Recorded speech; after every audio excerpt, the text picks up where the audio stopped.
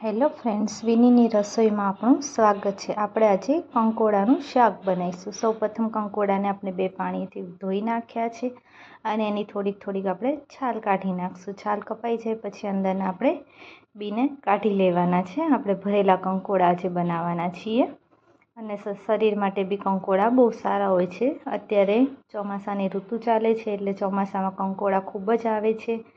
મસાલા માટે આપણે પહેલાં સિંગદાણાને શેકી લઈશું। સિંગદાણા શેકાઈ ગયા છે, હવે એનો ભૂકો કરી નાખશું આપણે। સિંગદાણાનો ભૂકો થઈ ગયો છે, હવે આપણે એને કાઢી લઈએ। પછી એમાં પાપડી નાખવાની છે। ચણાનો લોટ બી તમે નાખી શકો છો। પાપડી આપણે ખાંડી લીધી છે, ખાંડીને એને બી સાઈડમાં મૂકી દઈએ। 10 થી 12 લસણની કળી લેવાની છે, એમાં 4-5 ચમચી લાલ મરચું એડ કરવાનું છે, એને બી ખાંડી લેવાનું છે।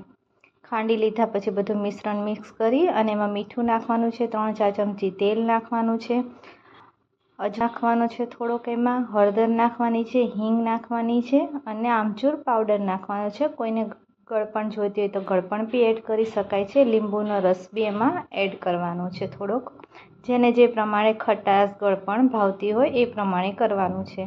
પછી માવો બધો આપણે તૈયાર થઈ ગયો છે, હવે આપણે કંકોડાને ભરી લઈએ। આપણા કંકોડા ભરાઈને રેડી થઈ ગયા છે। હવે તેલ મૂકી દઈએ, એમાં થોડીક આપણે રાઈ એડ કરીશું। રાઈ થઈ જાય એટલે થોડુંક આપણે જીરું નાખીશું। જીરું થઈ જાય એટલે પાછું લસણ નાખી, લસણ સરખું સતળાઈ જાય પછી આપણે કંકોડા નાખી દેવાના છે। એમાં કંકોડા નાખી અને થોડીક વાર આપણે એને ચડવા દેવાના છે। કંકોડા ચડી ગયા છે થોડાક આપણે, એટલે એમાં હળદર નાખીશું, ધાણા જીરું નાખીશું અને પાછું આમાં લાલ મરચું નાખીશું અને થોડોક આપણે માવો વધેલો છે બધો એ આપણે એમાં એડ કરી દઈશું। બધો માવો એડ થઈ ગયો છે અંદર અને થોડુંક એમાં પાણી એડ કરી દઈશું અને થોડીક વાર આપણે એને ચડવા દઈશું। કંકોડા આપણા ચડીને તૈયાર થઈ ગયા છે। હવે થોડાક આપણે લીલા ધાણા એડ કરી દઈશું